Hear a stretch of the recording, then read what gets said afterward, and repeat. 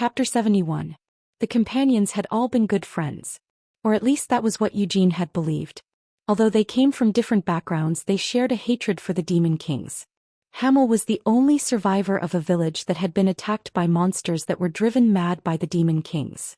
At the approximate age of 10 years old, he had lost both his parents and his hometown to the Demon Kings. Molin was the son of the war chief of the northern Beer tribes. The tribes there had long been accustomed to sharing a border with the demon folk, but when the Demon King suddenly invaded their lands, many tribesmen were returned to the earth. 1. Molin was the son of the war chief, and on behalf of the tribes he swore to slay the Demon Kings with his own 2 hands. Anis was a saint candidate who had been carefully nurtured by the cardinals of the Holy Empire. The cardinals believed that only they who had received God's guidance were qualified to lift the darkness that had fallen over the world, and they felt that the saints who they had raised were perfect for the role of acting as God's representative on this world. By the time Anis graduated from being a candidate to becoming a true saint, the army of the demon folk had swelled in numbers. She and the Holy Empire decided to follow the will of their god and provide their aid. Sienna had been saved by the elves and had learned their magic while growing up in the forest of the elves. Despite not usually accepting humans, the elves had adopted Sienna, who was born with a natural talent for magic, as one of their own. As Helmuth's ominous power continued to grow ever stronger, the elves slowly began to die off. Sienna couldn't bear to see the elves' extinction. For her, the elves were a family that had raised her from childhood and taught her magic. As the representative of the elves, she became the master of Akasha and left the forest. As for Vermouth, he was one of a group of slaves being transported to Helmuth. His hometown was the kingdom of Ashel, which had been located next to Helmuth. As the first country to be destroyed by the demon folk and demonic beasts, its territory now belonged to the Ruhr kingdom that had been founded by Molin. In the Great Invasion, Vermouth had lost his entire family. The few remaining survivors had been captured by the monsters, and were sent away in groups to become Helmuth's slaves. During the journey, Vermouth stole a sword from the demon folk and rescued all the slaves. Vermouth met Molin's Beer tribe while he was leading the slaves across the snow fields. All of this meant that although all their reasons may have been different, their purpose was the same. They had lost something to the demon folk and they wanted to get revenge for what they had lost. They were determined to kill the Demon Kings. All of the companions had had the strength and the talents needed to assist Vermouth in this goal. Vermouth's first companion was Molin. Vermouth knew that they couldn't face the Demon Kings with their still weak strength, but he believed that, rather than a multitude of soldiers, what they needed to confidently face the Demon Kings was an elite group of warriors. For this purpose they went around searching for companions. The third companion they found was Anis. The Holy Empire had paid a lot of attention to Vermouth, who had been able to rescue so many of the slaves being transported to Helmuth, and thanks to his incredible strength and potential, the Holy Empire was considering supporting him with all their might. However, they still needed further verification. In order to test whether Vermouth had the right personality, the Holy Empire brought him in front of the holy sword that had been bestowed onto them by the God of Light a long time ago. Vermouth pulled out the holy sword without any difficulty. As such, the Holy Empire gave their blessing to Vermouth's journey and ordered Anis to become Vermouth's support. The fourth companion was Sienna. She was already famous even before becoming Vermouth's comrade. In a world full of chaos and despair, it was a time when everybody was looking for heroes to save them. A young witch suddenly appeared on the battlefields where monsters and demonic beasts were running rampant and cast great feats of magic wherever she went. Several countries had tried to recruit Sienna, but she refused to join any force and instead wandered the world alone, hunting demonic beasts. But even such a person didn't hesitate to become Vermouth's comrade. That was how much of a special existence Vermouth was. I was the last one, Eugene recalled. Although it wasn't as much as Sienna, Hamel had also been quite famous. If Sienna could be said to have received attention on the national level, Hamel had become quite famous in the mercenary circles and on the battlefield. A young mercenary who could skillfully wield all kinds of weapons and come back alive from even the harshest battlefields. Without being part of a mercenary troop, without leading any men with him, Hamel was known as the ghost of the battlefield who went searching for battlefields filled with demonic beasts rather than the place that gave the highest pay. Back then, that was the kind of life Hamel was living. He could clearly recall their first meeting. At that time, warp technology hadn't been as developed as it was now, so if you wanted to cross the sea, then you needed to take a boat. After the war in northern Tiraz had ended, Hamel had been staying in a port as he waited for transport to Helmuth, the home of the demon kings and the demon folk. It was during this wait that Vermouth's party came looking for him. Hamel had also picked up all sorts of rumors while working as a mercenary, and because of that he was also familiar with Vermouth. It was said that in the last few years a hero had made a name for himself on the other side of the sea. Hamel was certainly interested in Vermouth, but being asked to become their comrade? It doesn't matter what you offer me, I won't listen to the orders of some bastard who's shittier than me, so can you prove that you're stronger than me? Ugh, goddammit. Eugene groaned as he recalled this scene from his past life and he face-palmed in mortification. What a crazy bastard. As far as he could recall, he had been a little over 20 years old at that time. But had he really said something like that when he was already that old? Eugene definitely didn't want to have to admit that it was the truth. This guy is the kind of mercenary bastard that you can find just about anywhere. So why exactly do we need to take this guy in particular with us? Sienna had pissed him off from their very first meeting. It might be impossible to expect any class from such a person, but there should still be limits on how unrefined someone can be. Sir Vermouth, there are countless warriors who are better than this wild dog of a mercenary. The only son of the commander of the Knights of the Kiel Empire is said to have excellent looks and personality as well as skills, so what about taking a look around Kiel instead? Anise had openly called him a son of a bitch. She might have worded it as wild dog, but at the very least it was a fact that she had definitely implied that he was dog-like. I've heard that the warriors of the floating kingdom in the sea are truly brave men. I'd like to compete with them. Even back then Molen was a fool. No. Vermouth was always an odd one. While giving a faint smile at Hamel's provocation, he ignored the opinions coming from the other three. It has to be you. Truthfully speaking, at that time Hamel wasn't really all that great. Although he had made a name for himself in the mercenary field, mercenaries were still just mercenaries after all. At that point Hamel's sense of presence was incomparably smaller than that of his comrades. Nevertheless, Vermouth had still said those words. He still didn't know what on earth Vermouth had seen in Hamel that made him feel that way and say that sort of thing. In any case, Vermouth drew his sword and answered Hamel's challenge by sparring with him.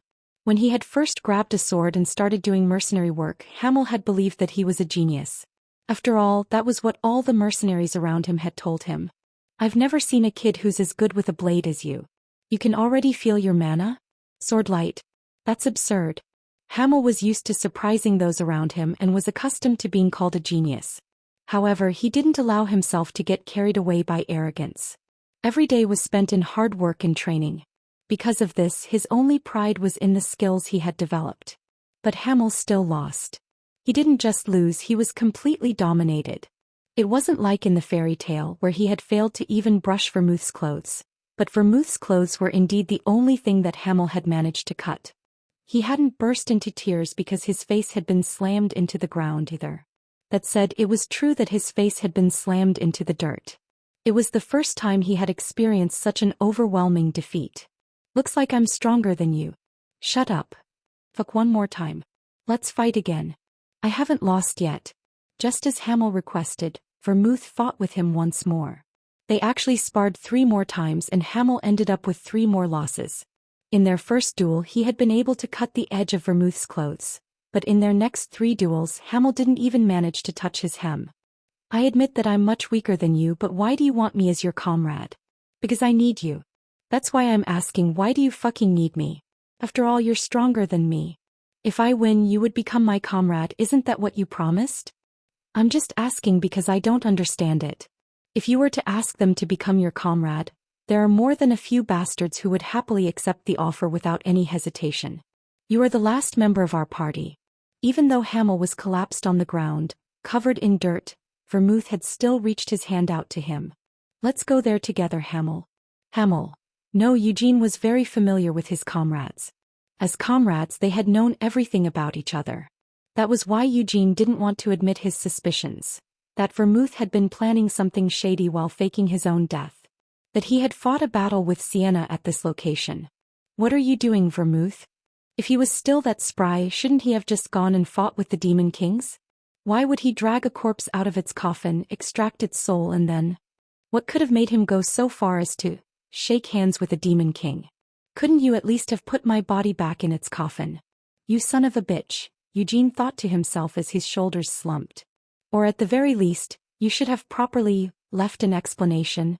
It must also have been Vermouth who had left Hamel's necklace in the Lionheart clan's treasure vault. If it was Vermouth, he would have been able to sneak the necklace into the treasure vault without any problems. Eugene had finally found the answer to that mystery. But then there's Sienna, Eugene frowned. The only complication was, how had Sienna known to send a phantasm to find him? It might have made sense if Sienna had been the one to arrange his reincarnation and the necklace. But if Vermouth was the one who had arranged all this? Eugene realized something. No. I'm being too hasty in assuming that Vermouth came up with this plan all on his own. Someday I will meet you again in the world that you've been longing for. He had thought that this meant Sienna was planning to meet him again in heaven. But when he took into account the fact that he had been reincarnated, the line read differently. Had Vermouth betrayed Sienna? He couldn't be sure of anything yet. Eugene rubbed the leaves of the world tree that he had taken out of his cloak. He still needed to find Sienna. My lord, could you possibly be in need of a toilet break? Layman carefully voiced the question. He was worried about Eugene, who he was carrying on his back. Since a while ago, Eugene had been constantly twitching and making strange moaning noises. There are no toilets in the desert, Layman informed him. If you're in a bit of a hurry, I'll dig a pit for you so that you can urinate. Shut up and just keep walking, Eugene hissed with gritted teeth as he kicked Layman in the thigh. They had already left the underground grave and escaped the labyrinth. Having fought so seriously despite already having broken bones, Eugene had seriously overstrained himself. As a consequence, he was now being carried on Layman's back. Rather than insisting on walking on his own 2 feet, it was better for Eugene to focus on recovering while Layman gave him a piggyback ride. I miss having elixirs. Eugene ground his teeth in frustration. Even back then, 300 years ago, elixirs had been rare treasures, but as the hero and his party, they had all gone around carrying some of those precious elixirs. Although he had packed plenty of potions, wounds this serious couldn't be healed immediately, even with a potion. Since healing magic is divine magic, I still haven't learned any. This sucks. Do I have to learn divine magic as well? Since that field of magic all depends on how much faith you have, I don't think I'll be able to make much progress with that. Even though Sienna hadn't learned any divine magic, she had still been able to use high-level healing spells. However, those were part of a unique type of healing magic that belonged to the inheritance of the elves, so Sienna hadn't transmitted that knowledge to the future generations. Layman encouraged him, My lord, please hold on for just a bit more. We should be able to arrive in Khajiitan within a few days. At that time, if we're able to find a doctor or a healer, then... My wounds aren't that serious, Eugene argued. Layman warned him, if we just leave them like that, your bones might set incorrectly. Layman, whose life had been rescued several times by Eugene, was genuinely worried about him. I'll take care of all that by myself, but what are you planning on doing? Eugene asked. Huh. Layman grunted in confusion. Eugene clarified, I'm talking about your boss, the Emir of Khajiitan. Are you worried for my sake? Layman asked gratefully. Nope. But if you suddenly go all crazy-eyed and chop off your master's head, that will probably be a big pain in the ass for me. So if you're going to do it, then do it after I've already left, Eugene replied with a snort. The Emir of Khajiitan didn't know anything about the grave or about Amelia Merwin. However, he had cooperated with the Sand Shaman's request by restricting who was allowed to enter the Kazani Desert. That's... Layman hesitated, unable to reply immediately. His master had known that the sandstorms in the Kazani Desert were man-made. However, the orders for Emir to cooperate with this plan should have been passed down to him from long ago. Nahama was slowly tearing off strips of Tiraz's territory through this desertification project, but to divert suspicions, Layman's village had been chosen as a worthy victim for a sudden sandstorm. The pioneers had been sacrificed for the glory of Nahama. However, Layman could not accept such a thing. Anyone in his place would feel the same way. A sandstorm had struck from out of nowhere and had devoured his friends and family. If the survivors were told that these deaths were an unavoidable sacrifice for the glory of the country, who among them would just nod and accept this fact? I don't want to blame my master, Layman muttered as he shook his head. This desert was created over 100 years ago, and the sandstorms have continued to appear ever since. The emir who preceded my master should have also tolerated these orders for the sake of Nahama. So what are you going to do? Eugene prodded. Layman reached his decision. I will quit serving as his personal guard. Although I don't want to blame my master for this, I no longer want to give my life for him either. It doesn't matter to me whether you quit or not, but do you have any other skills with which to make a living? Eugene reminded him. I would like to follow you, my lord, Layman admitted as he turned his head to look back at Eugene. Visit. For the best experience. Eugene immediately pushed Layman's cheek back around with a disgusted expression on his face. Don't turn your head this way, he ordered. Your beard stinks of wet dog. Huh. Layman was shocked by this sudden insult. Also, why do you want to follow me? I'm not even a citizen of Nahama. I am willing to follow you no matter where you go, my lord. Then first shave off that beard. Huh. I don't need you to follow me around anywhere because I still have a place that I need to see in Nahama. So I'll need a local guide. Layman, have you ever been to Haghani? Haghani, you say? Are you talking about the Holy Land of Light? I visited there years ago.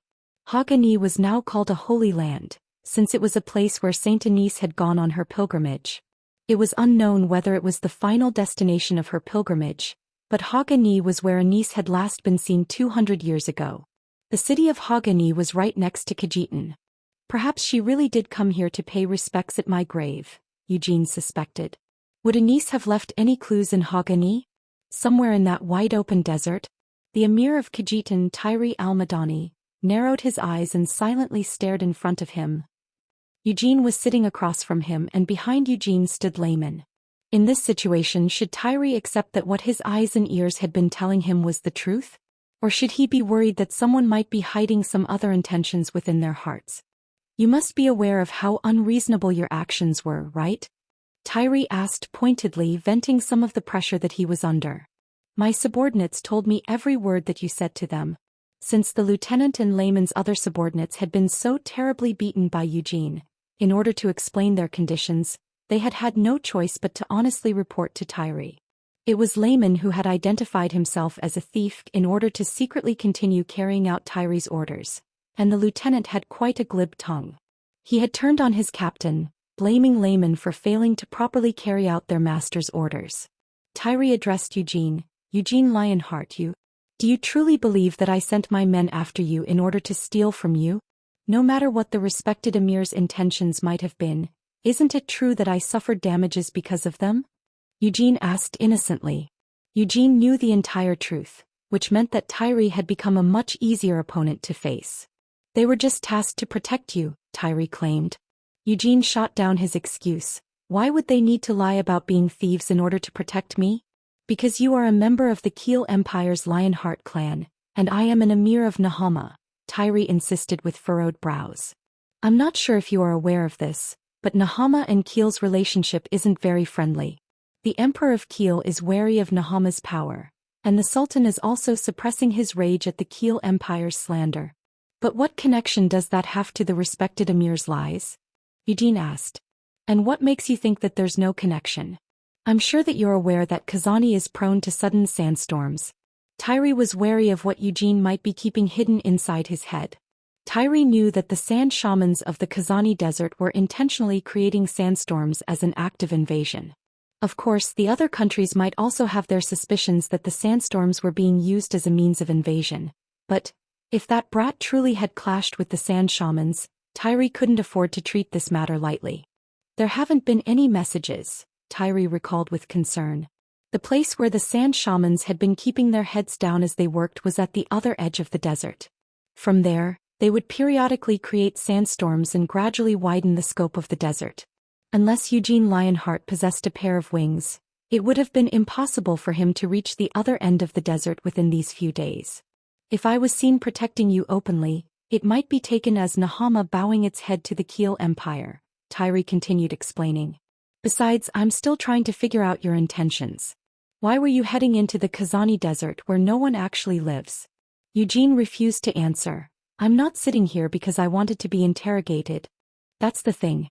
It's not possible for me to interrogate you, so I had my men follow behind you, just in case they needed to protect you from any unforeseen circumstances.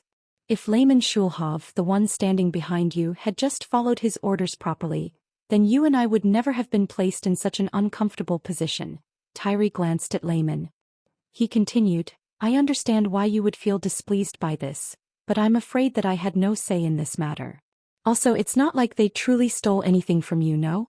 From what my men told me, they were just following behind you at a reasonable distance.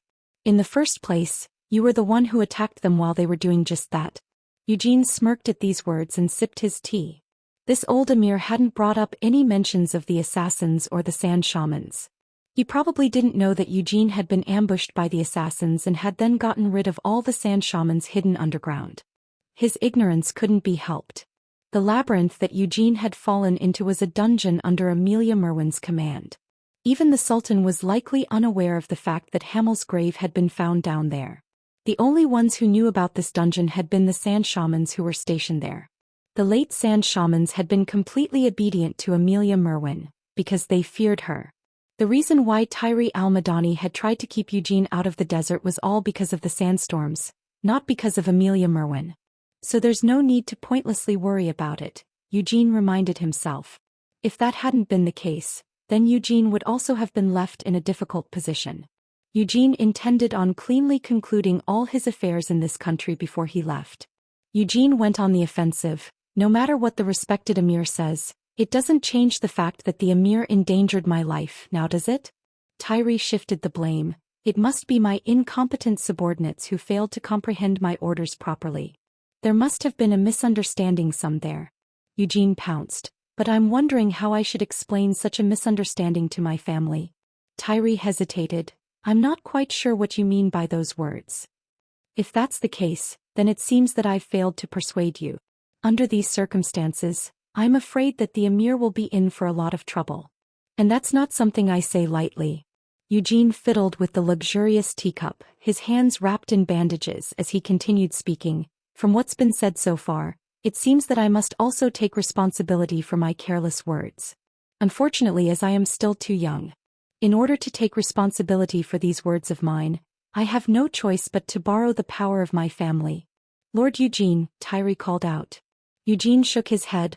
I don't want to do that either, since it could lead to a problem between our two countries. I also don't want to cause any issues for my family. But Emir, forget about me. Will you be able to handle these consequences? Tyree let out a long sigh and rubbed his beard. Eugene grinned at the old Emir in front of him. Young lord, what is it that you want? 500 million sals, Eugene said as he took another sip of his tea. I would consider this a bargain if I were you. Our relationship has become so uncomfortable due to a misunderstanding that failed to be properly resolved, and if such a meager amount smooths it out. Tyree laughed dryly. Well, this may not have been what the Emir intended, but let's just treat this as an inexplicable encounter between the two of us, Eugene proposed. I'll make sure to keep my mouth shut, so all you need to do is open your wallet, respected Emir. I've heard that you are now 19 years old, but you really are daring, Tyree said through gritted teeth. I've often heard those sorts of words from here and there. But if I really was the type to run around like a foal with its tail on fire, wouldn't you still be the one in trouble, respected Emir? I can't help but feel reluctant. I just sent my subordinates after you in order to protect you, so why do I now have to pay a fine as if I've committed a crime? I feel like there are many other ways to solve this issue. Other ways? It may be because I'm young, but the words you've just said fill me with fear, respected Emir. Could you really be thinking of killing me here? Or maybe you are planning on sending assassins after me. Either way, that would probably be going against the Sultan's wishes. The cost of taking responsibility for such an extreme decision is sure to rise hundreds of times higher than just 500 million sals. Tyree was silent for a few moments. 500 million, was it? As Eugene had said, it wasn't an excessive amount. However, just as Tyree had admitted, he couldn't help but feel reluctance. Was he really being accused of theft? What kind of absurd claim was this? Should I just accept the cost of 500 million sals to wrap up this whole affair? What if Eugene had encountered sand shamans in the desert? No, there shouldn't be any possibility of that. Tyree would have to send someone to make sure, but it would have been impossible for a 19-year-old boy like this to make it back alive if he had met the sand shamans and assassins in the desert. Even if Eugene had been lucky enough to survive such an encounter and return, Tyree could not imagine how Eugene would be able to go through such an encounter and then calmly come here to talk about misunderstandings and request a bribe of 500 million sals. If I must, then I shall pay, Tyree acquiesced, nodding slowly. If you can guarantee that this will completely quell your anger. I'm not so poorly raised that I would throw a tantrum after receiving full payment, Eugene assured him. I'm told that the Lionheart clan is one of the wealthiest families on the continent. Could it be that you aren't receiving any of the benefits of this wealth? It was subtle. No, it was far from subtle. It was blatant sarcasm. My family may have a lot of money, but it's not like all of that is my money, right? Eugene pointed out. Tyree snorted and snapped his fingers. The servant who had been waiting in the back of the room bowed their head deeply and left the room. Now that our misunderstanding has been cleared up, allow me to ask you one question. I am extremely curious. Why on earth did you go into the Kazani desert? Tyree asked. I wanted to see the vast desert so that I could feel the magnificence of nature and raise my courage, Eugene explained. Tyree's silence seemed skeptical. It's also because it was the closest desert. If you want to appreciate something like that, I can personally introduce you to the vast deserts of Nahama. No, that's fine. I've already felt enough of that. Did you see anything interesting in Kazani? Tyree casually asked. Of course I saw the desert, Eugene replied with a smile. Eugene could clearly see that Tyree wanted to ask him if he had discovered anything suspicious. However, Tyree was unable to do that openly, so all he could do was suppress his urge and ask Eugene about it in a roundabout way. Well, there's nothing there anymore, Eugene said to himself. From Hamel's tomb, the statue, the coffin, and a few pillars, everything that he didn't want to leave buried had been stuffed into his cloak. Then the labyrinth connecting to the tomb had been destroyed by Eugene's own hands. The most they'll be able to find are a few corpses. The one who controlled that dungeon was Amelia Merwin, not the Sultan. Neither the Sultan nor the other sand shamans had known anything about the grave. As long as Amelia Merwin didn't say anything, no one would know what Eugene had experienced there. Eugene remembered something. One more thing. I'll be taking Lehman Schulhoff with me when I go. For what reason? Tyree asked hesitantly. Since you threaten me, then you need to pay the price for it. But I obviously can't make an emir pay the price, Eugene explained, trying to sound reasonable. Haha. Tyree let out another dry laugh and glanced at Lehman. For a few moments, Lehman held out some hope that his master might stand up for him. Tyree offered, if you truly wish for a fair price, then I can arrange for Lehman to be executed in front of you, young lord. Eugene dismissed the offer. Hey, I'm not ruthless enough to want someone's throat to be sliced open for something like this. Tyree raised an eyebrow. I'm just going to take him home with me and order him to clean the shit out of the stables, Eugene declared. For a few moments, Tyree appeared to be considering Lehman's value. Lehman was the captain of the second squad of the emir's personal guards. He was definitely a renowned warrior, but he wasn't worth keeping if he couldn't be trusted to properly carry out his orders any longer. There were many warriors who were better than Lehman in the first squad, which served as the emir's right-hand men. He's also someone who cannot be allowed to learn about the sand shamans, Tyree considered. He was going to be executed anyway, so why not give him to Eugene? Then let us arrange it as the young lord wishes, Tyree agreed, even as the corners of his mouth twisted into a frown. Not too long afterward, the servant returned carrying a large box. When Tyree opened the box, the beautiful jewels stored within sparkled brightly in the light. I will select the jewels, so please pardon the wait, Tyree apologized. Eugene had been expecting them to give him a bunch of cash, but it looked like they were going to pay him in jewels instead. As he looked at all the sparkling jewels, Eugene suddenly had a thought. Even with 500 million sals, I can only buy one giant's ball. He felt like he should have upped the price a little. Although money wasn't tight, Eugene suddenly felt that it would be a pity if he didn't. Instead of 500 million sals, let's round it up to 1 billion, Eugene suddenly announced. What did you just say? Tyree asked in disbelief. Eugene explained, it's just that the emir's jewels are so beautiful that I can't help but be greedy. After looking at Eugene with incredulous eyes, Tyree frowned and then nodded. Just take the whole box, he generously gave in. Thank you very much, Eugene accepted without any false modesty. Chapter 72. Anise Slywood. The woman that Eugene remembered was someone who both did and did not suit the word faithful. Her beliefs and faith might have been sincere, But her usual conduct definitely did not match the definition of the word faithful, or her title as a saint. Anise liked alcohol even more than Sienna. If Sienna liked to have fun while drinking, then Anise just liked to drink. She always carried a small bottle of wine with her, but she insisted that the liquid contained within was holy water and not alcohol. She did have a saintly appearance, though. Whenever they were faced with a lot of corpses, Anise would get down on her knees and offer a prayer. Hamel used to wonder if there was any meaning in praying for a corpse that was long since deceased. The corpses had already decayed, so their souls had either already left or had become a plaything for the demon folk. Anise must have known these facts better than anyone. Even so, she did not skip praying for them.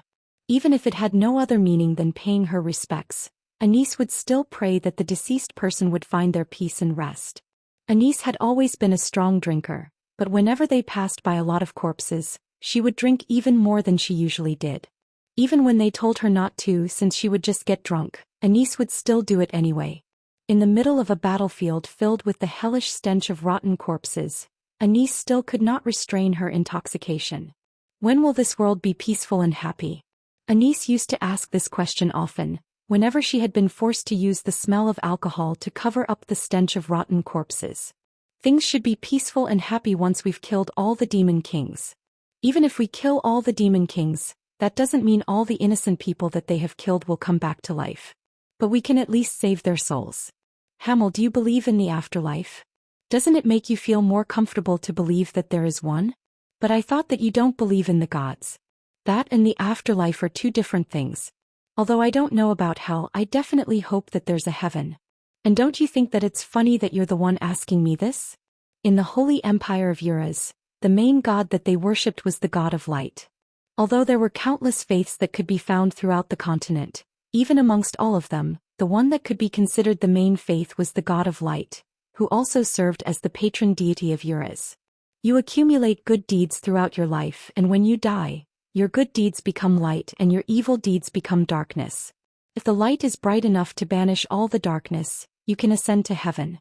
Darkness does not exist in heaven. The world's sins arise from darkness where there is no light. In other words, in the heaven ruled by the God of light, since there is no darkness, there is no sin, and since there is no sin, there is no suffering. Sometimes I have doubts. Her cheeks were flushed red with drunkenness. So many people have died. To the demon kings, the demon folk, the demonic beasts, and the monsters. In the long history of this continent, the number of people who have met such an unfortunate death is so large as to be uncountable. Is the God that I serve really so omnipotent that he has enough light to brighten the darkness of all those souls who have died? Is a saint like you really doubting your God? Yep. I am doubting him. Yet the Almighty God whom I serve hasn't said anything, let alone punish me for my doubts.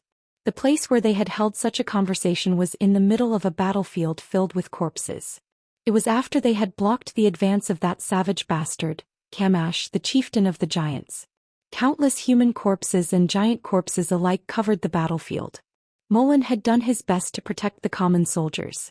While raining down light, Anise had cared for the wounded. Sienna's spells had driven the giants away from the soldiers, while Hamel and Vermouth had defeated Camash. Nevertheless, allied casualties were unavoidable. A large army of demonic beasts had accompanied the giants. Powerful demon folk had been mixed in here and there. Where they had gotten mixed up in the battle, thousands of people had been killed or wounded. The priests of the Holy Empire who had been sent as support and the doctors scrounged up from all over the place had taken care of the wounded, but those dying had still died. This was unavoidable. If God truly is all-powerful, shouldn't he be the one shedding blood in the place of the blood shed by his young lambs? Anise. If he really is the light that illuminates all darkness, why doesn't he personally illuminate this suffocating darkness? Hey. Even at this very moment when the world has been plunged into a deep darkness. Right now it's night. The dawn that will be coming soon will not illuminate those who have taken their last breaths in this pitch darkness. The only things that will be illuminated by the dawn are corpses. Hamel, do you know how many people died here today? And it isn't just here. Everywhere in the world. Yesterday, today, and tomorrow. Countless people have died in the dark, and even in places illuminated by the light, they have died and will continue to die. You're drunk. I truly do want to believe in my God. However, I can't fully understand his will. No matter how beautiful the heaven that we will reach after death must be, the world is still so miserable. Why doesn't God shine his light down on the world? We have vermouth. This was what Hamel had said at that time. I don't know what the doctrine of the God of light is. But I do know that bastard vermouth is an unspeakable monster. Haven't you said it several times now? That vermouth is a miracle sent by God. The latest studies are on website. Since God can't come down here to take care of the world himself, he proved his existence by sending us a living miracle in the form of vermouth. That's why he's the hero and why the Holy Sword recognized him as its master. Isn't that right? I never thought that I'd hear those kinds of words from you. I also don't want to say this sort of stuff either. However, it's just as annoying to listen to your drunken ramblings. Now, I don't think that you were really asking me to comfort you since I'm not the type of guy who people turn to for comfort. Therefore Hamel just tried to be as honest as he could. Just think about it this way. What's the use of getting angry at a god who doesn't give you any answers? All we need to do is kill all of the demon kings and save the world. If we succeed, then everything after that will turn out okay. All the souls captured by the demon folk will be saved and rise up to heaven, and the world will be a peaceful and happy place. Hamel had just said whatever came to mind. He wasn't sure if he had managed to convince Anise. However, in Hamel's view, he just wanted to offer her a clear purpose as an alternative to resenting a heaven that might not exist or a god that she could no longer have faith in. Will we really be able to do that? We can do it. We have vermouth, and we also have a saint like you. There's Sienna, Molin, and me as well. We're strong enough to kill all of the demon kings and save the world. Even if it was vague, she needed hope. So that's why you should stop talking about such pointless things and let me have a drink. Don't just guzzle it all down by yourself. This isn't alcohol, it's holy water. I can't give it to someone like you who lacks faith. I'll also become a believer in the God of light from today onwards, so give it here. False faith is a heavier crime than any other sin. As someone who has been called a saint, I cannot offer any grace to one who has false beliefs. In the end, Anise didn't give him even a single drop of alcohol that day. That snake-like woman. That was what Hamel and Sienna had used to call Anise. Anise had a bad temper that didn't fit her image as the saint, and although she was faithful, she also had a tendency to casually break the doctrinal rules. Nevertheless, when necessary, she was faithful enough to be called a saint, and her divine magic shone more brilliantly than any other priest. She also in fact, Anise had a blatant habit of messing with people. Apart from vermouth, everyone had suffered at her hands more than once. When Molin, who always kept running ahead of the party, had had his legs cut off, Anise had once swapped the two limbs while reattaching them in order to try and fix Molin's bad habit. Among the many priests in existence, only Anise was capable of performing the miracle of reattaching severed body parts. She had hoped that this prank would change Molin's habit of running ahead, but it had turned out that Molin was able to run very well even with his legs on the wrong sides. Attach this bastard's legs properly. To do that, we need to cut off Molin's legs once more. I'm fine with my legs like this. I can still run very well and I can also fight well. Don't spout such nonsense. Whenever you occasionally stumble, I'm the one who gets hit instead. Get over here, I'll cut them off in one blow. Don't wanna. Sienna. Put this bastard to sleep. Eventually, Sienna's powerful sleeping spell had been able to put Molin to sleep, during which Hamel had cut off Molin's legs. What a nasty bitch. Although it wasn't as bad as that, Hamel had also been pranked by Anise a few times. He had once conspired with Sienna to steal Anise's holy water and drink it all by themselves. In retaliation, Anise had waited until it was her turn to cook, and after they were done eating, she had laughed and told them that Sienna and Hamel's stew had been boiled using monster urine. If Molin hadn't stepped in to stop them, Sienna, Hamel, and Anise would really have fought until one of them died. As he recalled that time, Eugene smiled bitterly. Holy Land of Light, Hogany. Outside the city, there was a statue of Anise kneeling down and praying. The statue's face was almost covered by a large hood, and it didn't bear a lot of resemblance to the appearance of Anise that Eugene remembered. That said, it did have a sacred feeling to it. Even Eugene, who wasn't a believer in the God of Light, felt a sacred aura from the statue, so true followers of the light must have been overwhelmed by it. Around the statue there were of course believers from Eurus, but members of the Church of Light in countries all over the place had found their way here to kneel and pray. Eugene glanced over them as he spun around. It had been a week since he first arrived in Haugany. Eugene hadn't been able to find anything here. He had thought that Anis might have perhaps left a clue here, but he hadn't been able to spot anything like that. It was just like in Arath. Exactly like how the wizards of Arath felt about Sienna, the believers from Uras also desperately wanted to find Anis. If the two had indeed left something behind, then someone should have discovered it already. I had hoped that their clues might appear in response to my soul. But nothing like that had happened. That statue was located at the site where Anis had offered a prayer hundreds of years ago before leaving for the other side of the desert. The records of Anis's journey ended here. Following that, Uras had dispatched several missions to pursue Anis's trail, but in the end, Anis was never found. Why was she in Nahama of all places? Eugene wondered. He could make a vague guess regarding this. In the present, with the development of magic, warp gates had been installed in every country, but this wasn't the case hundreds of years ago.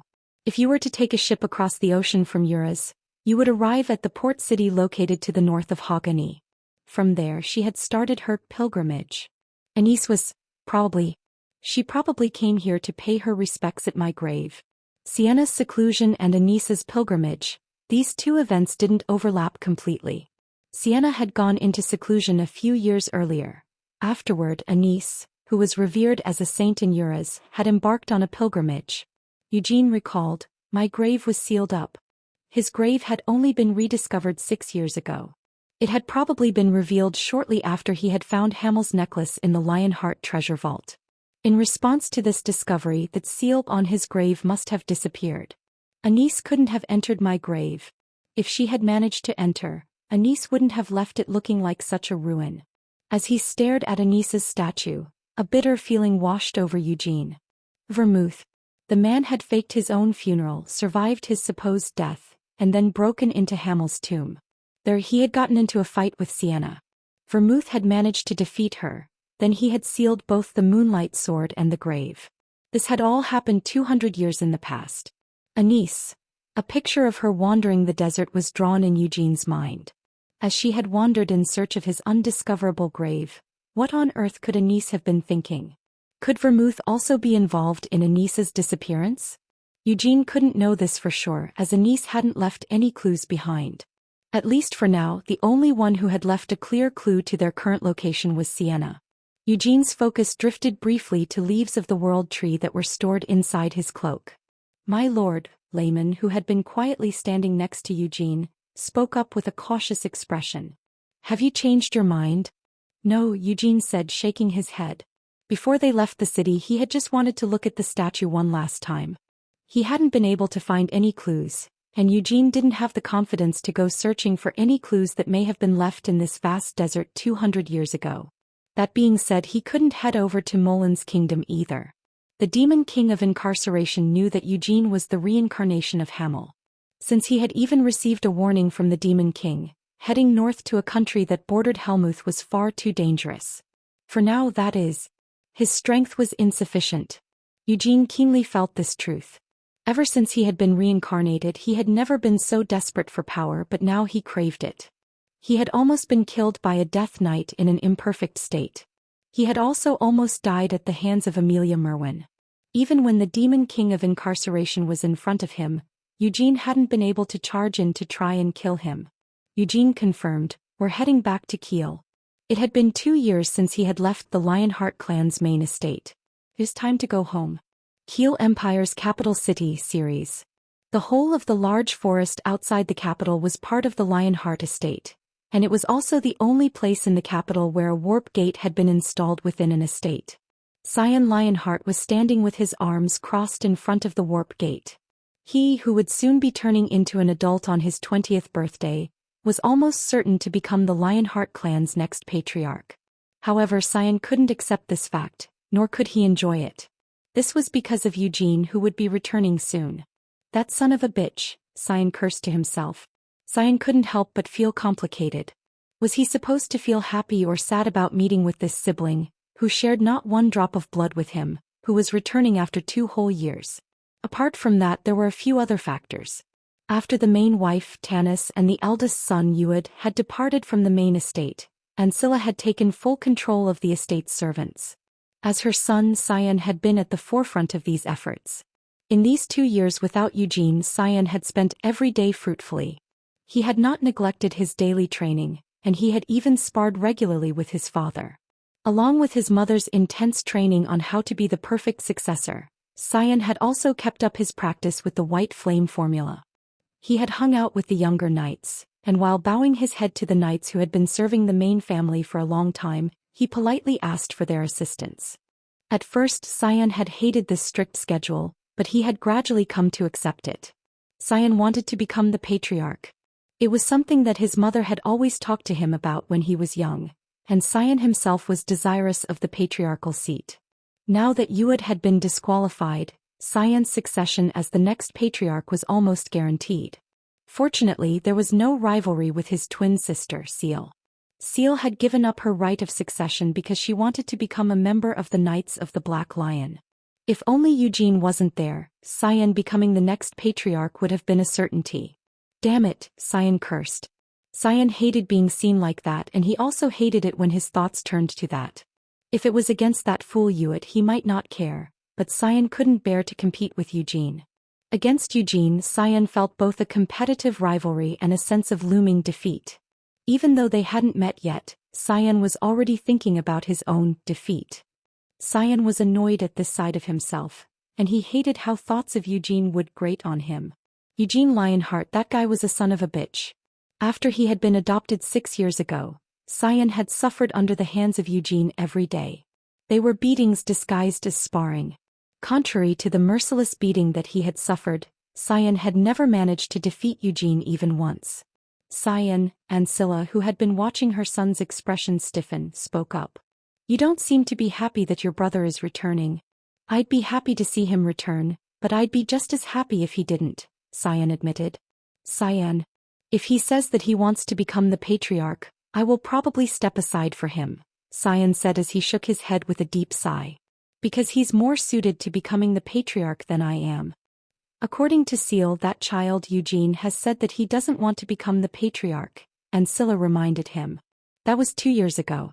He may have changed his mind since then, Cyan argued pessimistically. As long as you don't step aside for him, there is no way that Eugene will become the next patriarch. But would that be the right decision for the Lionheart clan? Cyan, you need to have a firm resolve. The patriarch of the Lionheart clan must be the strongest heir in the main family. You may have been weaker than Eugene 2 years ago, but now? That bastard has to have sweated just as much as I did. Cyan ground his teeth together as he glared at the warp gate. Mother, I don't believe that blood should be thicker than sweat. If Eugene is stronger than me and wants to become the patriarch, then just what should I do? See, you still want to become the next patriarch. Ancilla noticed his hesitancy, but she couldn't just dismiss her son's words as immaturity. She truly wanted her son, who had inherited the blood of a great hero, to stand tall and become the next patriarch of the Lionheart clan. But instead of pressuring him, Ancilla said, "You are no longer a child. As such, you need to make this decision yourself. If you want to become the patriarch, then you can just become the patriarch. And if you want to step aside, then you can just step aside." "But that's not what Mother wants for me," Cyan noted with surprise. "It seems that I have raised you overly strictly," Ancilla said with a sigh as she patted Cyan on the shoulder. I don't want to become like Tanis. By that, I mean that I don't want to ruin my child with my own excessive ambition." "I'm different from Uod," Cyan insisted. "That's right, you are different," Ancilla agreed. "So you should do what you feel is right. As for me, no matter what you choose, I'll be proud of you for doing the right thing. I want to respect your will." Would she really be able to do that? Although she had said this sort of thing, Ancilla felt like she should question herself. Ever since she had become the second wife of the Lionheart's direct line, she had wanted to make her son into the next patriarch. If it hadn't been for the incident with Tanis and Uod, she might have been enraged by her son's uncertain words. She wouldn't have been able to hold herself back as she had done just now. Was it because she had seen how a mother's presumptuous meddling and stubbornness could ruin her son? "Sen, my boy, just keep this in mind. Just as you have your own thoughts and desires, Eugene will also have his own thoughts and desires," Ancilla reminded him. Cyan listened silently. "You have no idea what your brother desires. Who could have guessed that Seal would truly become a black lion? Neither I, Seal's mother, nor you, Seal's twin, knew about Seal's desires. My brother. That's right. Eugene is your brother. Even though you don't share any blood, you two are still siblings. That's why the two of you should meet and talk with each other before deciding anything. The patriarch's successor. It won't be too late to decide who that will be after you've had a conversation. Yes, Sion slowly nodded his head. Felt like he was slightly more at ease. Let's just see how much stronger you've gotten. The warp gate began to glow. Sion sharpened his gaze and waited for Eugene to step out of the warp gate. Chapter 73. Having just passed through the warp gate, Eugene froze for a moment at the sight of dozens of gazes staring right at him. Although he had been expecting this, all of the main estate's servants and family members had really gathered in front of the warp gate to wait for him. With how cold the weather has gotten, what are you all doing out here? Eugene asked. Eugene had been about to say, I'm back, but for some reason he got nervous and blurted out he was thinking instead. A reply came immediately, my son. Gerhard, whose shoulders had been shaking as he stared at his son from afar, rushed over to Eugene with tears in his eyes. Gerhard's shout, along with his agile movements, caused Eugene to unconsciously widen his eyes as he stared at his father running over. Is that really my father? Gerhard's changes were so surprising that Eugene couldn't help but ask this question. Ever since he was a little baby, Eugene remembered Gerhard as a middle-aged man with a bouncing belly. Since they had moved to the main estate, the multiple invitations to various events, and Gerhard voluntarily starting an exercise regime had seen him successfully start losing weight. 2 whole years had completely changed Gerhard and made him appear very different from Eugene's previous memories. What a triumphant transformation, Eugene praised his father. Gerhard continued to gush with tears as he embraced Eugene. Although he was happy to be reunited with his father, more than that, Eugene felt impressed by his father's diet. The tendons in his father's forearms that were wrapped around his shoulders were wiry with strength, and the chest he was being held tightly against was firm and unyielding. It even feels like your beard has grown a lot as well. Is this for real? Eugene asked in disbelief. Gerhard confidently explained, it's all thanks to my buddy Stellord. Stellord? He was Garjatha's father. Had they really gotten close enough to call each other buddy? Eugene smelled the stench of Garjatha's body odor coming from his father's close proximity. As his expression twisted, Eugene escaped from his father's embrace. Eugene scowled at his father, didn't I tell you not to take their drugs? Pie son. Gerhard repeated excitedly. You've really grown a lot in these past 2 years. Not as much as you, father. His body had become hard and his beard had become bushy, but it appeared that Gerhard's personality hadn't become any more masculine. Shaking his beard that was drenched from both his tears and runny nose, Gerhard smiled brightly at Eugene. You unfilial son, Gerhard chided him. How could you have not come back even once during these past 2 years? Eugene evaded.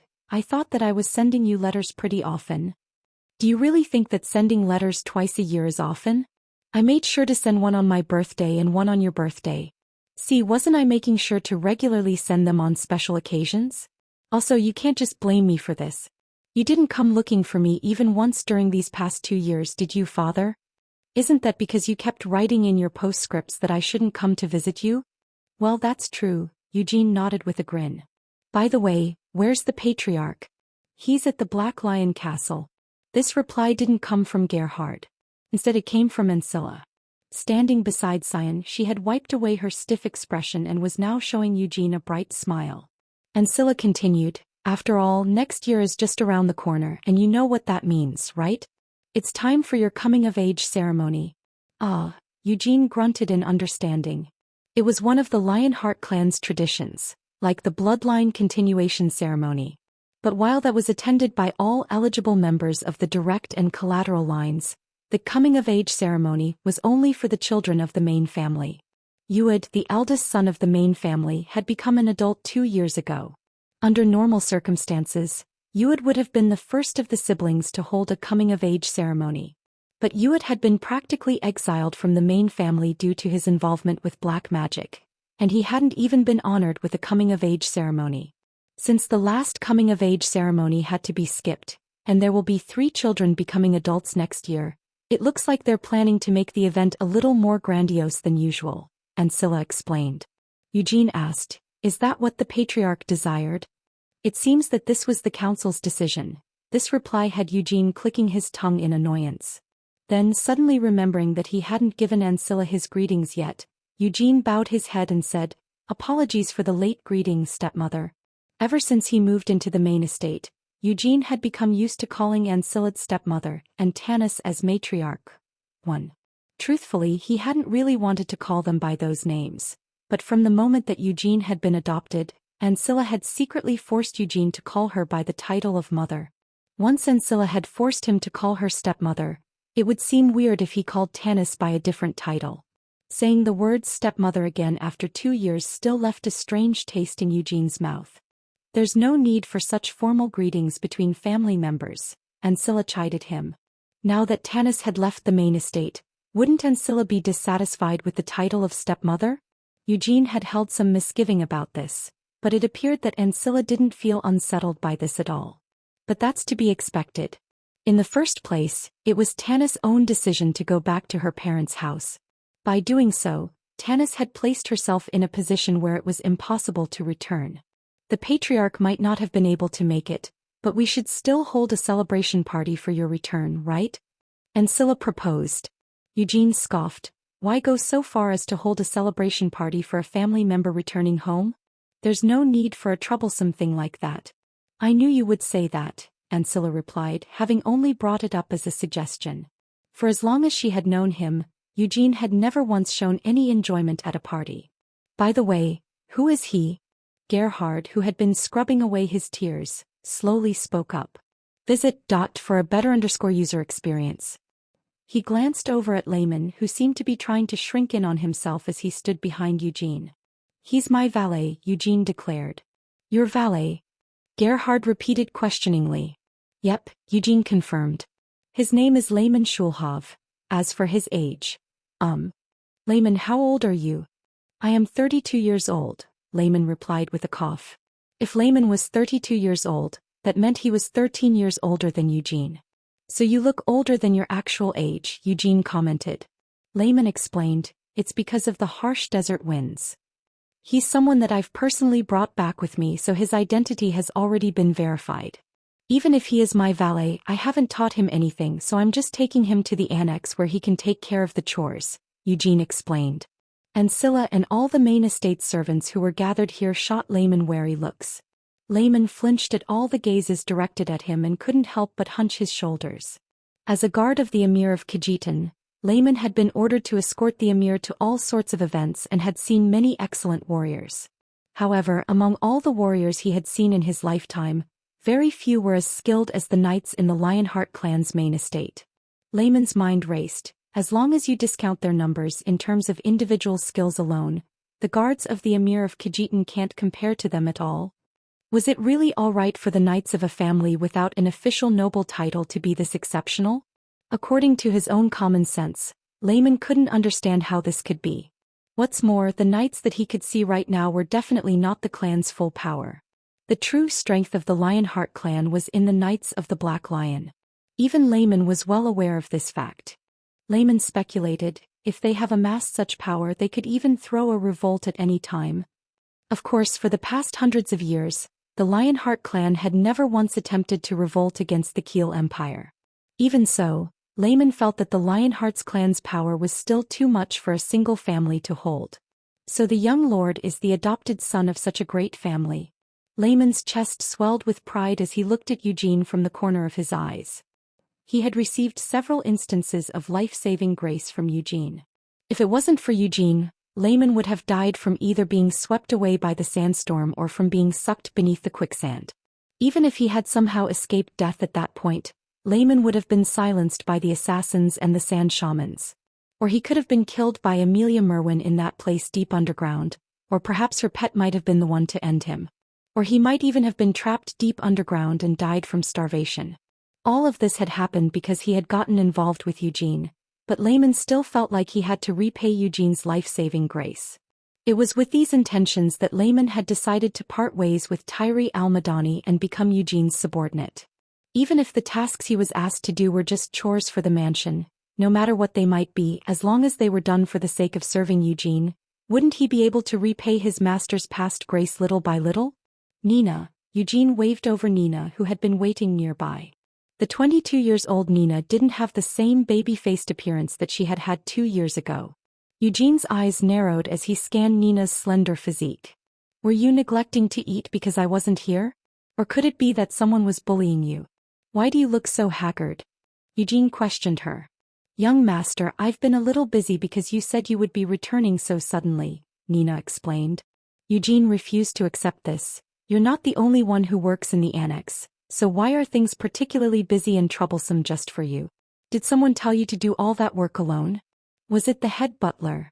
As Eugene's eyes turned towards them, the face of the head butler who was standing behind Nina paled.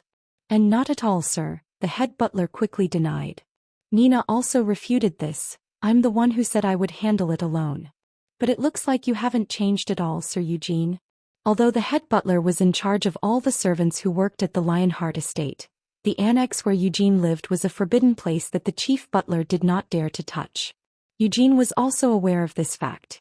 It was just that, since he was returning after a long time, he wanted to check if the other servants might have been bullying Nina.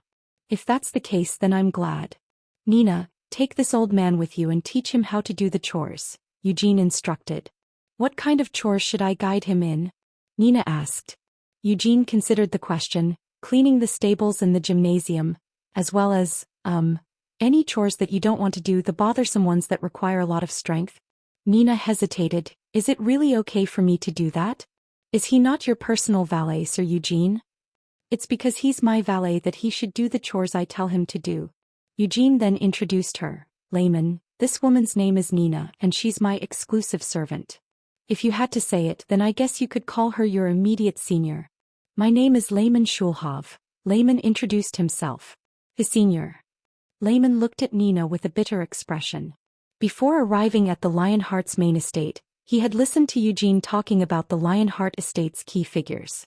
Even Nina, a servant, was one of these key figures. Do I really need to take a girl 10 years younger than me as my senior? Although Layman had decided to give his life to Eugene, deep in his heart, there was still the pride of a warrior from the savage desert. Of course, that pride didn't dare to lift its head from the depths of his heart. Although the wounds from the beating that Eugene had given him had already healed, Layman was still afraid of Eugene's fists. Eugene asked Sion, why are you acting so stiff? Intending to assist the two siblings resolve the tension between them, Ancilla had taken the servants with her as she left.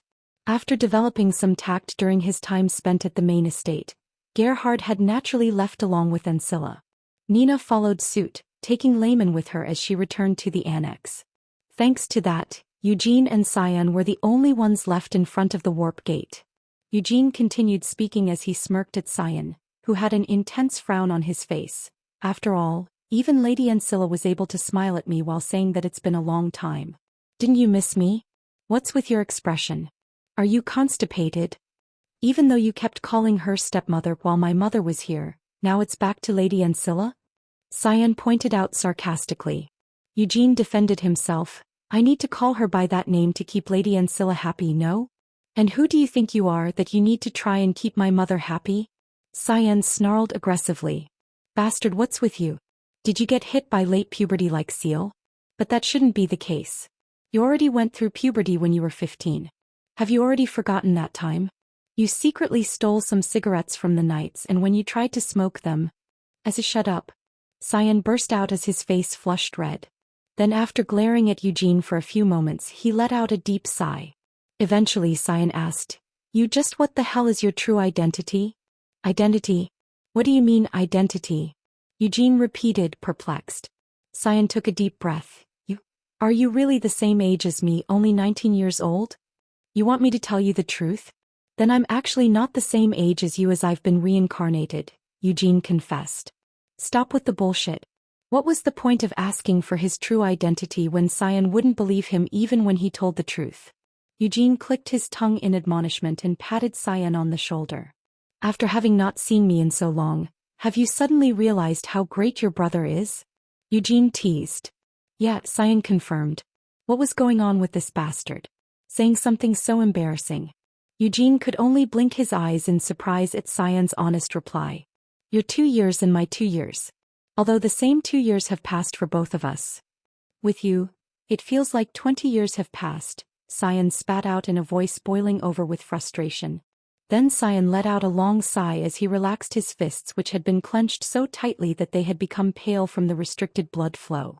Cyan continued, I had thought that I was also working extremely diligently.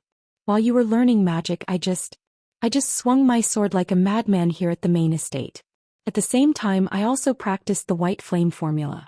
I converted my sword light into sword force, and while strengthening my sword force, I also trained my mana. You sure have worked hard, Eugene muttered as he scanned Cyan from top to bottom. Cyan's mana had increased so much that it was incomparable to the amount he had 2 years ago, and it had been further refined as well. Although Cyan hadn't figured it out quite yet, it looked like he was right on the verge of reaching the 3rd star of the white flame formula. This was an amazing feat that had only been seen a handful of times in the Lionheart clan's history. The number of people in these hundreds of years of family history who had managed to reach the 3rd star of the white flame formula before reaching adulthood could be counted on the fingers of one's hands. That said, it was still impossible for Cyan to compete with Eugene. Eugene had already reached the 4th star of the white flame formula, and not only that, he had even created the ring flame formula. There was no way for Cyan to narrow this gap. In the first place, it was an unfair competition. The support that Cyan had received from being born into the main family was nothing much compared to the fact that Eugene was Hamel in his previous life and had all his memories from that time. On top of that, Eugene had made sure not to waste a single moment of his second life. So what was his reason for not training his mana before the bloodline continuation ceremony?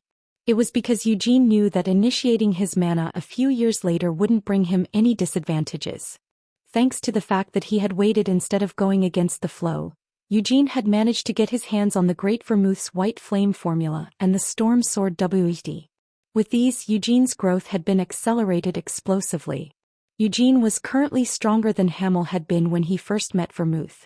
At the very latest, 10 years from now, he would have grown as strong as he had been in his previous life. No, even stronger. I keep telling him that he's already doing a lot better than expected, Eugene thought. Eugene knew his situation the best, so he just took it for granted that he was stronger than Cyan. No matter what might happen in the future, Cyan shouldn't be able to become stronger than Eugene. Although Eugene knew all this, Cyan did not. To Cyan, Eugene must seem like such a monster that it wouldn't be strange if the heavens themselves felt that it was unfair that Eugene had such strength. And it wouldn't be strange for Cyan to feel despair and brokenhearted because of this. Yet instead of feeling despair, Cyan just felt frustrated with himself. Eugene appreciated Cyan showing such a reaction. In fact, Cyan was able to feel this way only because Eugene had spent several years beating him to a pulp in order to reforge his mentality. But if Cyan's innate disposition had been poor, no matter how many beatings he took, it wouldn't have been possible to guide him back to the correct path like that. You should become the patriarch, Cyan declared. I guess twins really are the same, Eugene observed. I heard about it from Seal, but after seeing you in person, I know that I definitely can't do it, Cyan admitted. If there's you who's incomparably superior to me, how could I possibly become the patriarch? Eugene refuted him. Why can't you? As long as you say that you'll do it, of course, you can become the patriarch. I said that there's no way I can accept it. Cyan shouted. If you really want me to become the patriarch, you'll need to duel with me first. Because if you win, I will obey you unconditionally, challenged Eugene. Cyan noticed something. If I win the duel, why would I make you the patriarch? And that means that if you win, I'll be the one becoming the patriarch. It looks like your head is quicker than I expected. What did you say? As he heard Eugene mutter a slight compliment, flames lit up in Cyan's eyes as he glared at Eugene. Eugene decided to be serious. Do you really think that there'll be a good outcome from forcing someone who isn't interested into the position of patriarch? A position like that should be occupied by someone with the motivation for it. I have no desire for the seat of the Lionheart clan's patriarch. Even if it's just as a figurehead, you should take the seat of the patriarch. Because I'll do all the bothersome things you don't want to do in your stead, Cyan eventually offered. Eugene expressed his doubts. Do you really understand what you're saying? For the rest of your life, you'll never get married and never set up your own branch of the family. You'll just stick to the main estate and act as my servant? A prideful person like you? Cyan's silence spoke volumes. And by the way, the words you've just said, you know that they can be turned back on you, right? You be the patriarch. Because I'll take care of the tasks that need someone to show their strength in your place, Eugene counteroffered. I really can't understand you, Cyan sighed deeply and shook his head. Is it because you're from a collateral bloodline? No, as someone from a collateral bloodline, you should be even more interested in becoming the patriarch. If you become the patriarch, you'll have the power to shatter the centuries-old traditions of the Lionheart clan. Despite that, no one will be able to go against your will. Both the Knights of the Black Lion and the Council of Elders, they'll have no choice but to listen to you. That's not really a certainty, Eugene attempted to correct him. No, they will concede, insisted Cyan. The only ones who can compete with you are Seal, that fool, Edward and me. But none of us three can compare to you. So regardless of tradition or whatever, if it's for the sake of the Lionheart clan, you should be the one to become the next patriarch. And what's so impressive about the Lionheart clan? Eugene harumphed as the corners of his mouth twisted into a sneer. Hamel's grave had been left in ruins. The Moonlight Sword had been sealed away. Sienna had disappeared, and a niece had been forced to wander the desert, unable to find his grave. All of this had something to do with Vermouth. Eugene recalled that bastard's face as he scoffed. For you, the Lionheart clan might seem like something truly important, but from my point of view, it's not really all that amazing. Be careful of what you're saying, Cyan warned him. What's there to be careful about? Anyone has the right to talk smack about the home they grew up in, Eugene defended himself. You shouldn't say those kinds of things. You've received a lot of benefits from growing up in the main family. Can you really deny that your nonsensical talents are an expression of the fact that you've strongly inherited our ancestors' blood? Cyan argued. Of course I can't, Eugene readily acknowledged what couldn't be denied. This body of his was so innately talented because he was a descendant of Vermouth. Since Eugene had the memories of his previous life, he may have been able to become strong even with a trashy body, but the reason he had been able to grow this quickly was thanks to this exceptional body that he had been born with. If it was in the past, Eugene would have just been grateful for this. He might have been reincarnated as Vermouth's descendant of all the people, and he might have been confronted with the confusing and fucking upsetting reality that the remaining demon kings were still living as happily as ever. But he still felt like it had to be a miracle that he was reincarnated with the memories of his past life. However, what if it wasn't a miracle? Eugene, no. Hamel's reincarnation had been intentional. The one who had planned this was probably Vermouth, and while the demon king of incarceration had known about his reincarnation, Sienna and Vermouth had clashed somewhere during the process. These companions from his previous life. In order to reincarnate me. But why him of all people? I have no intention of changing my mind, Eugene told Cyan distractedly. Eugene currently felt disillusioned. What exactly was that inhuman Superman hero, master of all, god of war, the great Vermouth even thinking? And why had he done something like this? What was he planning to do by faking his death while clashing with a comrade with whom he had gone through countless life-or-death situations and planning Hamel's reincarnation? If Vermouth was really that lively, it would have been better for him to just join forces with his comrades once more to fight the Demon Kings. The one who will become the patriarch is you, Cyan. I won't do something like becoming the patriarch.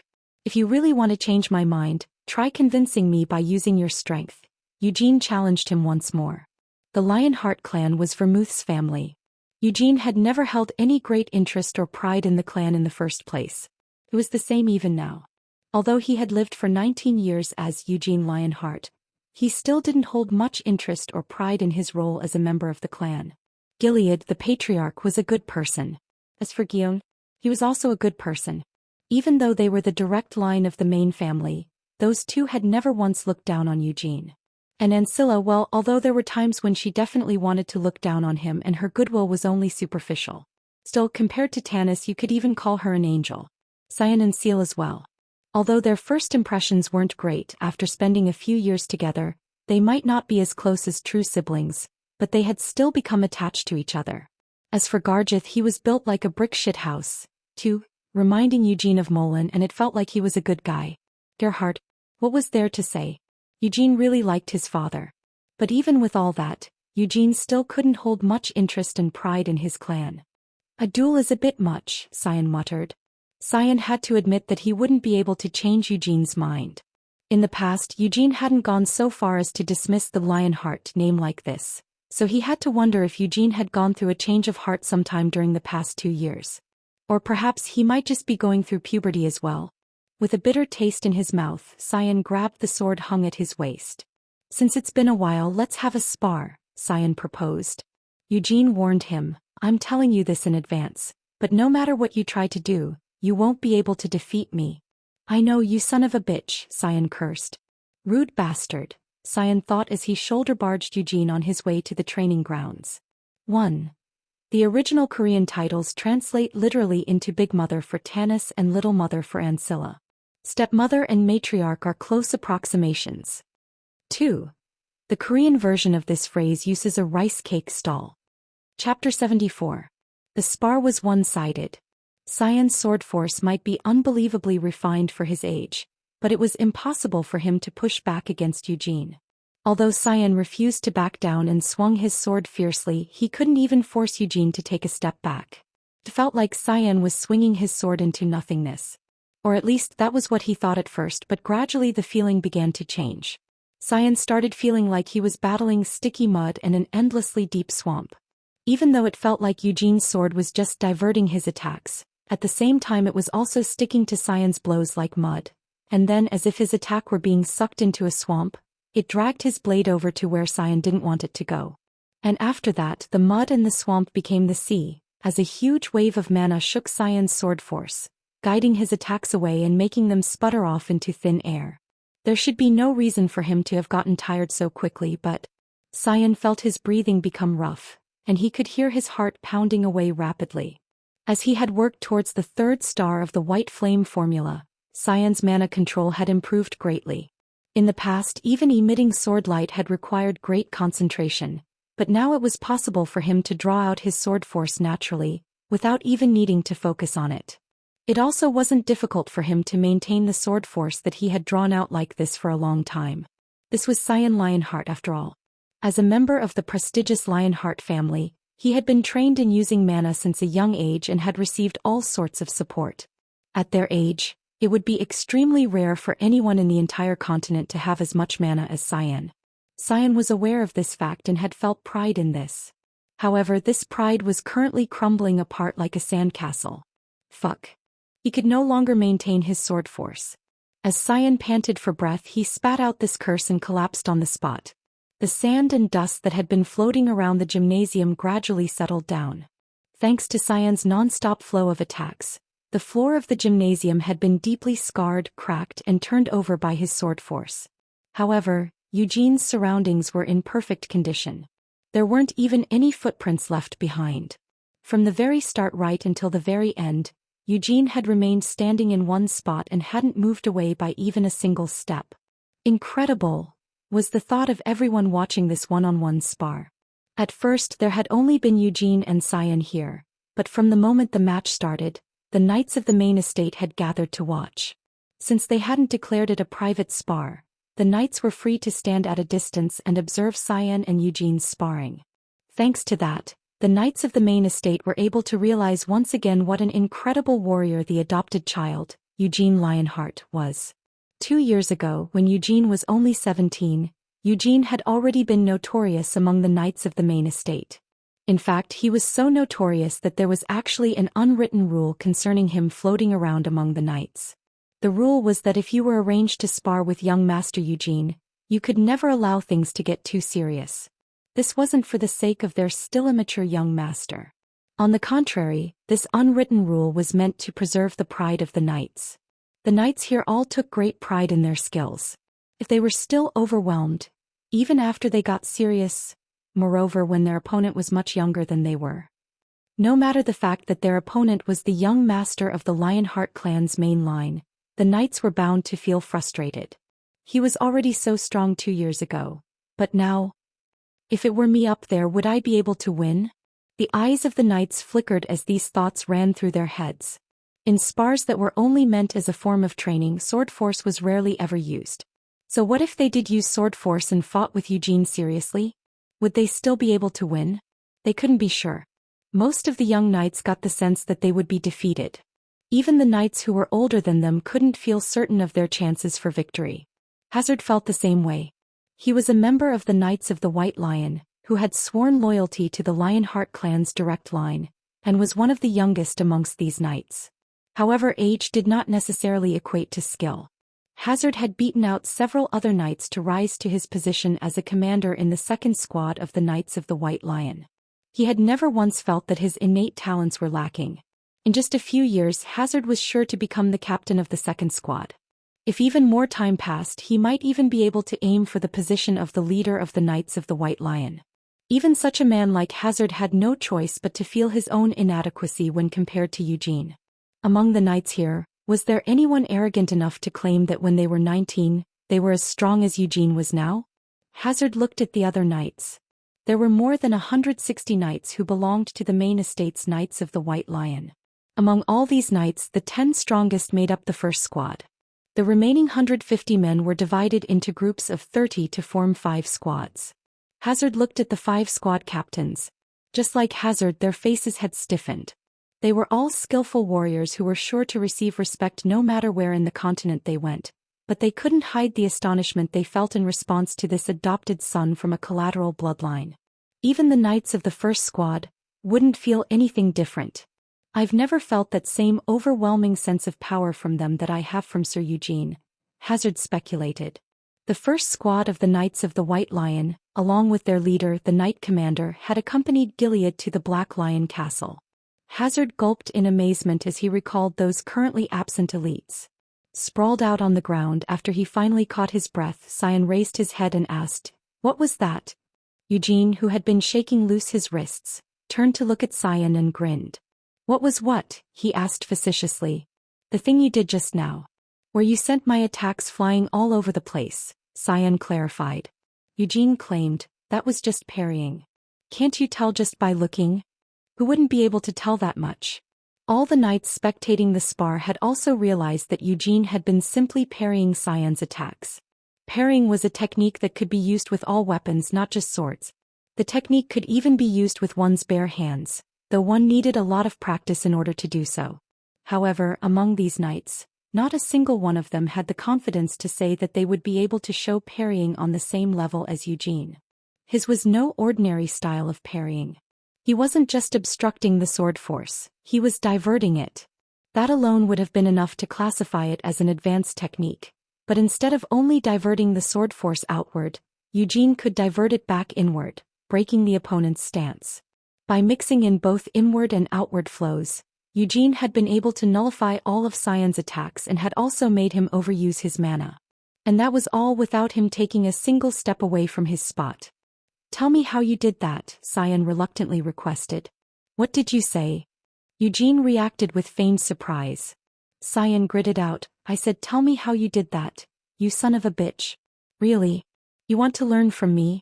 Eugene snickered and stretched his hand out to the collapsed Sion.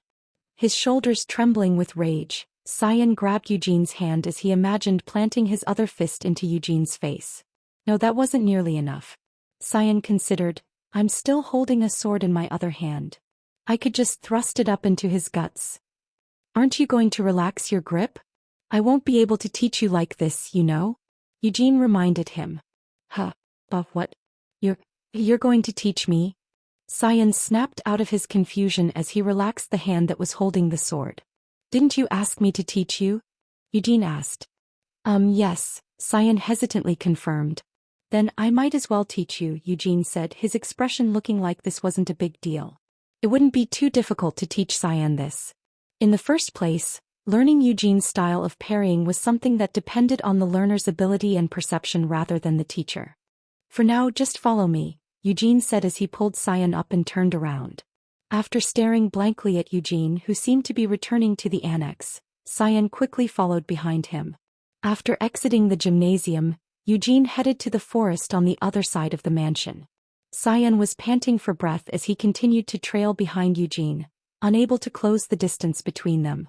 Like this, the two ventured deep into the deserted forest. After making sure that no one else was around, Eugene looked back at Sion and asked, "If you're strong enough, there's no need for me to become the patriarch, right?" Sion grunted in confusion. "Huh? Then it's fine. Although you won't be able to become stronger than me, as long as you're strong enough to become the undisputed patriarch of the Lionheart clan, there's no problem, right? Eugene confirmed once more. Cyan hesitated. That's... Eugene pressed forward. You just need to be good at talking. The things you understand and have confidence in are the things that I hate, and that won't change, got it? No matter how much you try to push me into it, how can I become the patriarch when I say that I don't want to do it? Cyan protested. But with your skills. What about my skills? As the patriarch, you need to follow the Lionheart clan's traditions, and you also need to have an appropriate sense of dignity. Hypothetically speaking, what would you do if I went out into the middle of the capital city, pulled off all my clothes and took a shit right there? No matter how strong I am, do you really think that a naked public shitter would deserve to be the patriarch of the Lionheart clan? Eugene was actually threatening to poop naked in the middle of the capital city? Such a thought was unimaginable for Cyan, who had been born and raised in the main estate. Cyan swallowed a gulp and stared at Eugene. He recalled what happened 5 years ago when Eugene had first arrived at the main estate. Although Eugene may have dismissed it as the barking of a mad dog at that time, Cyan really had gotten a whiff of cow dung from Eugene. No, perhaps it wasn't truly the smell of cow dung. But it was definitely the smell of the countryside. Did Jadal, a rural area on the outskirts of the Keel Empire, even have toilets? Cyan seemed to seriously consider this question. He asked in a shocked tone, Are you really going to defecate in public? Eugene tried to explain, No, I wasn't really saying that I was going to do that. I was just bringing it up as a possibility. Like, I'd rather shit in public than become the patriarch. That would be unacceptable. How could the patriarch of this prestigious Lionheart clan do such an obscene thing? Cyan trailed off in horror. Eugene nodded agreeably. Right? It's an unspeakable thought, isn't it? That's why, for the sake of the Lionheart clan, you have to become the patriarch. You don't need to worry about anything because I'll make sure to teach you well so that you don't get beaten up if you end up going somewhere. After hesitating for a moment, Cyan nodded his head. Under normal circumstances, Cyan would have had to compete with Yuid, who was the eldest son, for the seat of the patriarch, but Yuid had taken care of that issue through his own actions. If he just stayed still, Cyan would definitely become the patriarch. However, it was just that, because of the gap between him and Eugene, Cyan couldn't accept his own suitability for the position.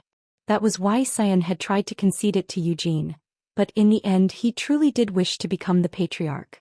With a shrug, Cyan coughed. Ahem. If you truly don't want to become the patriarch, then it can't be helped. How many times had Cyan offered the position to Eugene? At least 3 times as far as he could remember. In any case, since Eugene said that he didn't want it, then it couldn't be helped.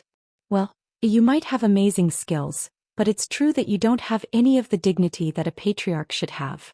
You also haven't received any training to become a proper heir, right? That means you aren't prepared for it. As someone who lived half of his life in a rural area, you might find it difficult to become accustomed to the culture of the high society that a Lionheart patriarch needs to familiarize themselves. Why? After quietly listening to Cyan speak, Eugene suddenly kicked him in the shin. Letting out a single scream, Cyan clutched his leg and rolled around on the ground. Why did you hit me? Cyan demanded. Because you were being ill-mannered, Eugene explained. Cyan accused. The words you've spouted are far more ill-mannered. I know. But if it offends you, then you can try and kick me too, Eugene offered. Siblings shouldn't fight with each other, Cyan eventually said as he got up, rubbing his stinging shin. By the way, how are you going to teach me that? Are we starting right now? Your big brother is a very busy person, Eugene informed him. Why are you calling yourself big brother? Cyan protested. We're the same age, and if we go by our birthdays, I was actually born a few months earlier than you. That means I'm the older brother. The twins really were twins in every way. The words Cyan was using to argue were exactly the same as Seal's. Eugene wanted to refute him somehow, but he couldn't find anything to refute him with and ended up just twisting his lips. In any case, Eugene changed the subject. Because I happen to be a bit busy, I'll write down what I'm going to teach you and give it to you later. Cyan questioned him. You're going to write it down for me? It feels like it would be a lot faster if you taught me persona. Eugene impatiently interrupted him. No, as I said, that's not going to work for me. You don't even have the basics down, so how do you expect me to teach you personally? And do you really think that you're a genius like me? Can you even imitate what I showed you earlier? I can't, Cyan reluctantly admitted.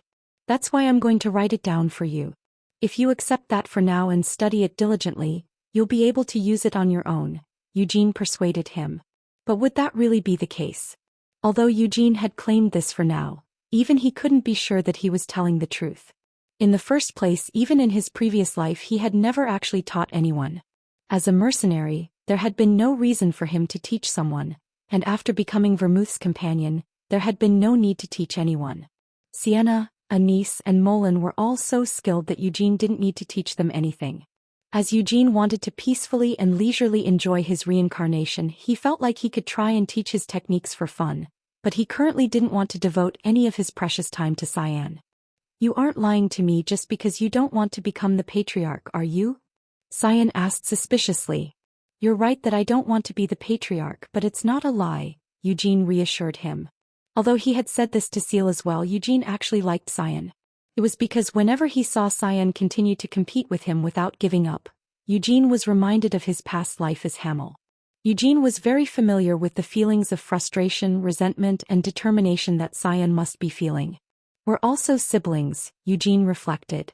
Yes, even though they didn't share any actual blood ties. Nodding his head, Eugene walked past Cyan. As Cyan followed behind Eugene, who was heading off first, he snickered to himself. Fine. If he says that he doesn't want it, what else can I do? Mother wants this as well, so I'll definitely be the one to become the patriarch. This alone would be a happy event. But what was currently making Cyan's heart flutter in happiness was the fact that he would be able to learn Eugene's technique. Right now he might be learning from that guy, but perhaps someday he could use this as a basis to surpass Eugene. While holding such high expectations, Cyan rubbed his still tingling shin. Southern Keel, Ukla's mountain. This broad and rugged mountain had been designated as part of the Lionheart estate ever since the events 300 years ago.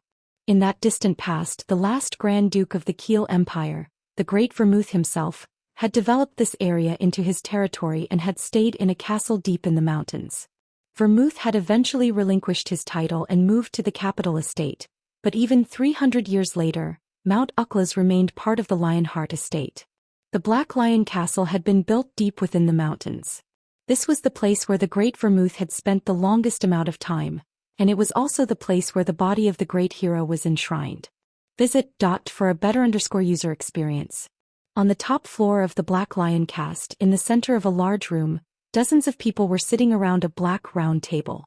So Eugene, it seems that child has returned to the main estate, Gilead said as he lowered the letter he had been reading. With narrowed eyes he stared in front of him.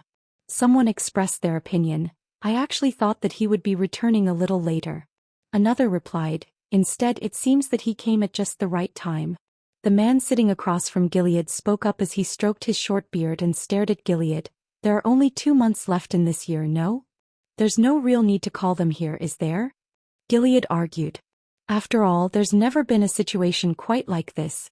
The one responsible for this unprecedented situation is you, Patriarch, the man said with a smile.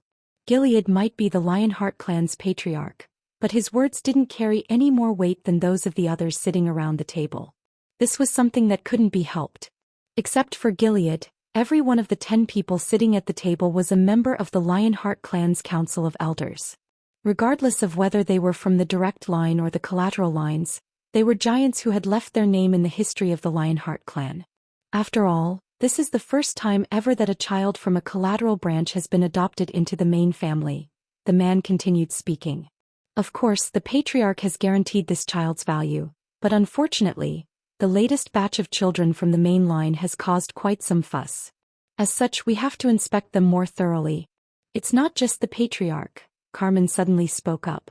Unusually, even though she was a member of the Council of Elders, she hadn't retreated from active duty, and she still served as the captain of the 3rd Division of the Knights of the Black Lion. Because I've also seen that kid Eugene Lionheart for myself and I can guarantee it. Why should the fact that he's from a collateral bloodline be such an important issue? What's really important is that kid's potential, Carmen argued. It's not like I'm looking down on him just because he's from a collateral bloodline, the man said with a smile. This man made Gilead feel awkward. It had been that way ever since he was a child. This was the immortal white lion, Doynes Lionheart. Doynes was the eldest of all the Lionheart clan's numerous family members, And he was also the brother of Gilead's grandfather. He was a monster who had lived for well over 100 years. Nevertheless, he hadn't become unsightly with age and was instead an important figure who reigned over the Black Lion Castle while also leading the Council of Elders. Carmen, your eyes shouldn't be mistaken, but your perspective cannot represent the view of the Black Lions, Doins warned. Humph, Carmen just grunted. Carmen also felt awkward around Doins. As Gilead's aunt, she also boasted a formidable age, but Doins's seniority was still higher than Carmen's.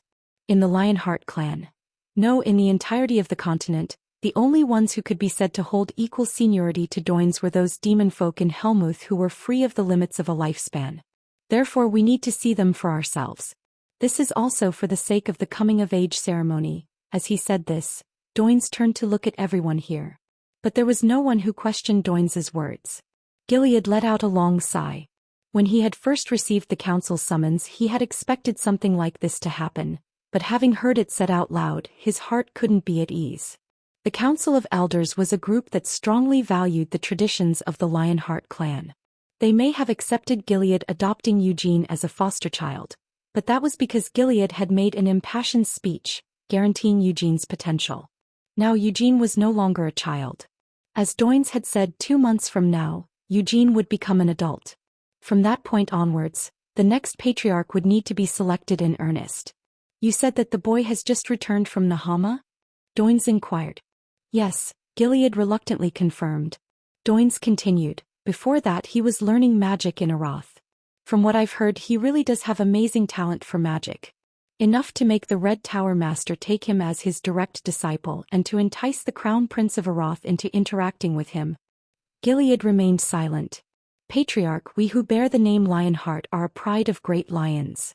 Although it's fine for the patriarch to raise his children freely, it would be difficult if you allow a lion that you've worked so hard to raise to leave the pride at will, Doins said with a warning tone. That choice is up to the child, Gilead insisted. Of course it is, Doins agreed. I have every intention of showing him sufficient respect. However, the choice should still be narrowed down somewhat. Are you sure that you intend to put that child up to become the patriarch? If that is what Eugene desires, I want to keep the possibility open for him, Gilead confessed. He won't want it, Carmen replied. As she flipped open and closed her unused pocket watch, she continued speaking. I've heard this from Seal. That boy Eugene has been earnestly refusing to become the patriarch as if it were some kind of terrible punishment. Then it should be fine as long as he doesn't change his mind, Doins nodded his head with a smile.